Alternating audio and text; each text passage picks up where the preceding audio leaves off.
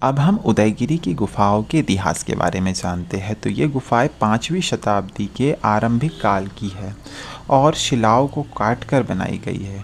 इन गुफाओं में भारत की कुछ प्राचीनतम हिंदू मंदिर और चित्र सुरक्षित है। इन गुफाओं में स्थित शिलालेखों के आधार पर यह स्पष्ट है कि ये गुफाएं गुप्त नरेशों द्वारा निर्मित कराई गई थी। उदयगिरी की ये गुफाएं भारत के सबसे महत्वपूर्ण पुरातात्विक स्थल में से एक है और भारतीय पुरातत्व सर्वेक्षण द्वारा संरक्षित स्मारक है।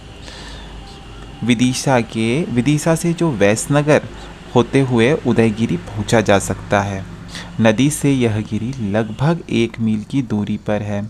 पहाड़ी के पूरब की तरफ पत्थरों को काटकर गुफाएं बनाई गई है।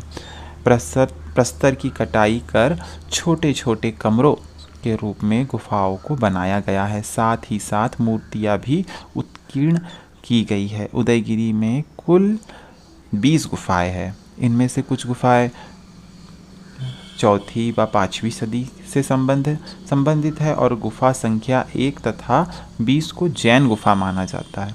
इन गुफाओं में प्रस्तर मूर्तियों के अस्तित्व के प्रमाण मिलते हैं, लेकिन वर्तमान में इन गुफाओं में से अधिकांश मूर्ति विहीन गुफाएं रह गई है। ऐसा यहाँ पाए जाने वाले स्थानीय पत्थरों के कारण हुआ है। पत्थर के नरम होने के कारण खुदाई का काम आसान था, लेकिन साथ ही साथ यह मौसमी प्रभावों को झेलने के लिए उपयुक्त नहीं है। उत्खनन से प्राप्त ध्वंसावशेष अपनी अलग कहानी कहते हैं। उदयगिरी को पहले नीचईगिरी के नाम से जाना जाता था। कालिदास ने भी इसे इसी नाम से संबोधित किया है। 10वीं शताब्दी में जब विदिशा धार के परमारों के हाथ में आ गया तो राजा भोज के पौत्र उदयादित्य ने इसका नाम के स्थान का नाम उदयगिरी रख दिया। तो इस प्रकार उदयगिरी की गुफाओं का वर्णन हमें मिलता है।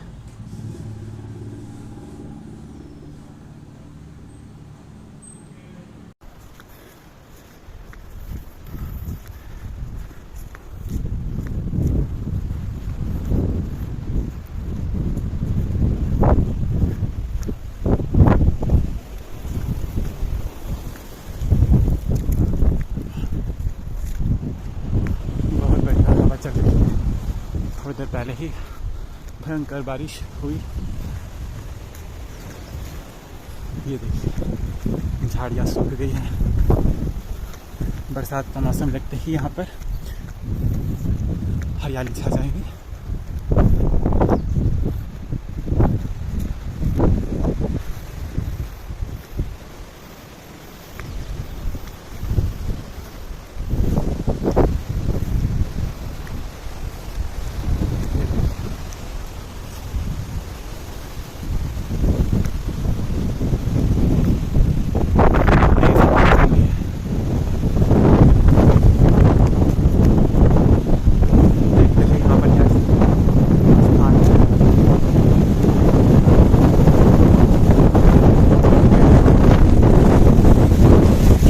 का स्तंभ है।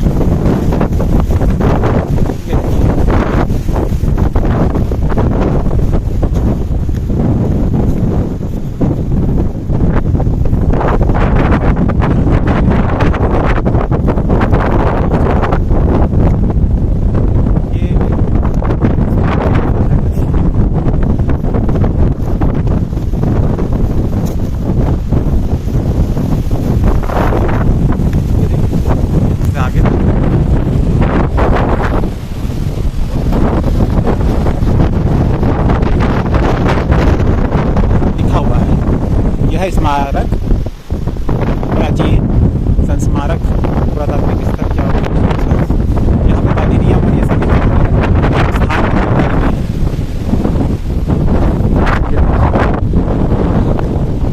आसपास खेत लगे हुए हैं।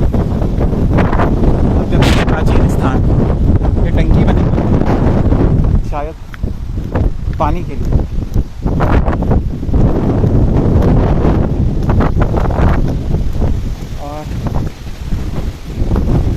शायद किसी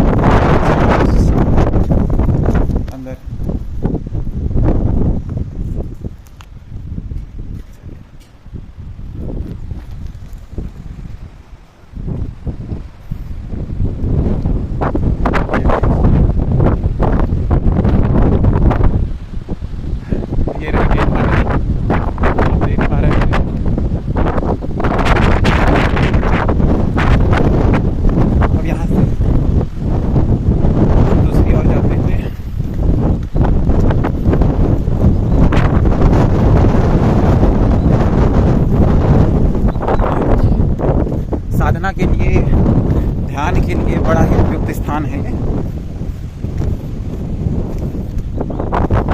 लेकिन हमेशा आना आसान नहीं, 25 रुपये टिकट भी है इसकी, और ये स्थान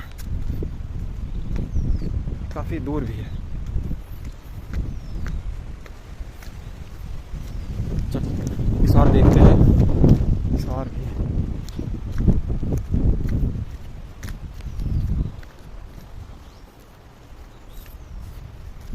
ये देखिए गुफा क्रमांक 20।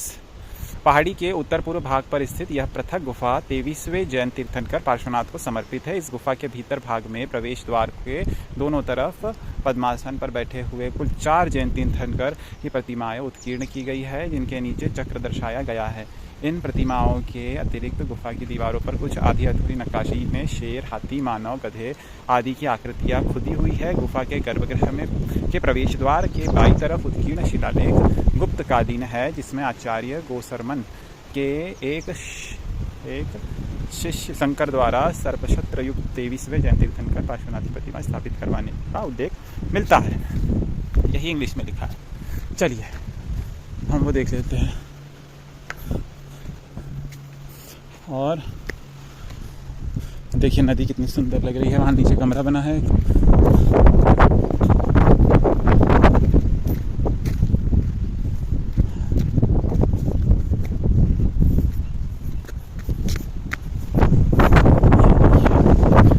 सुंदर नज़ारा।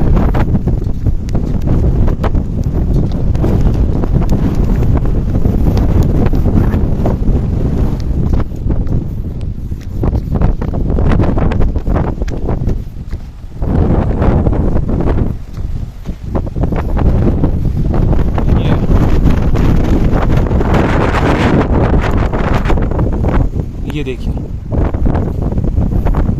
ये लॉक है, नीचे गुफा है। ये देखिए बहुत ही सुंदर।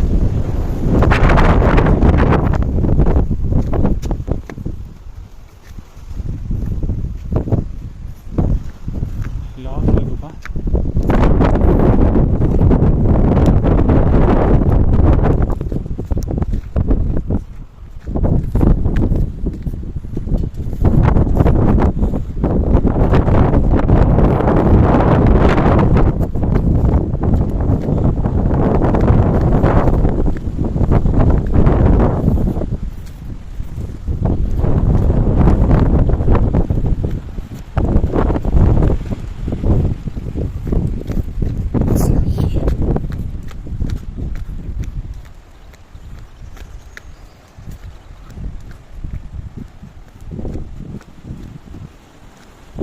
नीचे जाने का मार्ग, नीचे जाने का रास्ता। आगे नीचे की ओर जाते हैं हम लोग। भोजन हो गया, हवा चल रही है।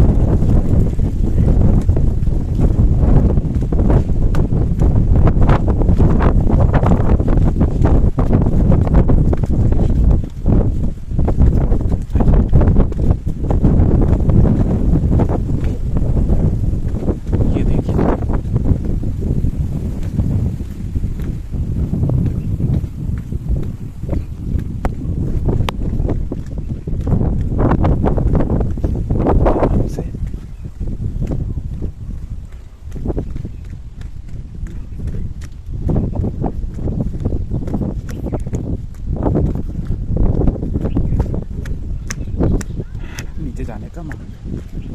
ये देखिए हम गए नीचे।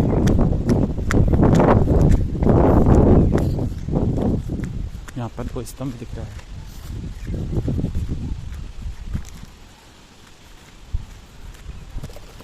कूड़ेदान में कूड़ा डालते हैं, फिर उसके बाद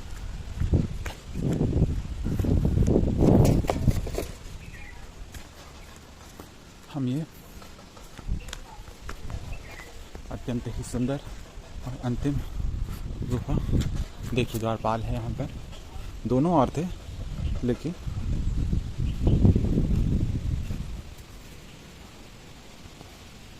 अंदर आप देख पा रहे हैं शिवलिंग है। बुद्धिज्म में कुछ और कहते हैं इसे, देखिए। ड्रेस आप देख सकते हैं कि किस प्रकार की है, देखिए धोती है ये, बहुत सुंदर। देखिए द्वारपाल कलाकृति, इस और उस और, बहुत सुंदर कलाकृति है।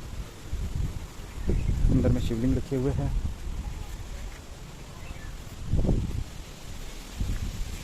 ये 19वीं गुफा है, ऊपर हमने 20वीं देखी। और यह गुफा अमृत गुफा के नाम से जानी जाती है, क्योंकि इस गुफा के द्वार के ऊपर ऊपरी भाग में अमृत मंथन, समुद्र मंथन की विख्यात कहानी का चित्रण मिलता है। इसमें मंदार यानी मेरू पर्वत को कछुए की पीठ के मध्य भाग में खड़ा करके वासुकी नामक सर्प की ओर रस्सी बनाकर देवों और दानवों द्वारा समुद्र मंथन करते हुए दिखाया गया है। इस गुफा के द्वार के ऊपरी भाग में ही एक तरफ मकरवाहिनी गंगा तथा दूसरी तरफ कुर्मवाहिनी कछुए पर सवार यमुना को दिखाया गया है। इस गुफा से 11वीं शताब्दी का अभिलेख भी मिला है, जिसकी भाषा संस्कृत तथा लिपि नागरी है।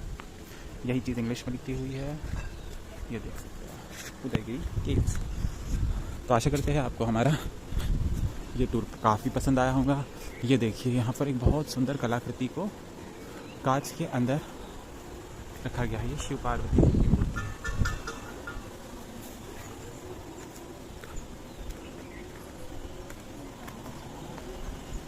देखिए बहुत सुंदर कलाकृति है। चलिए इसी अंतिम कलाकृति के साथ हम अपना ये सफ़र यहीं समाप्त करते हैं। धन्यवाद, नमस्कार, ओम शांति।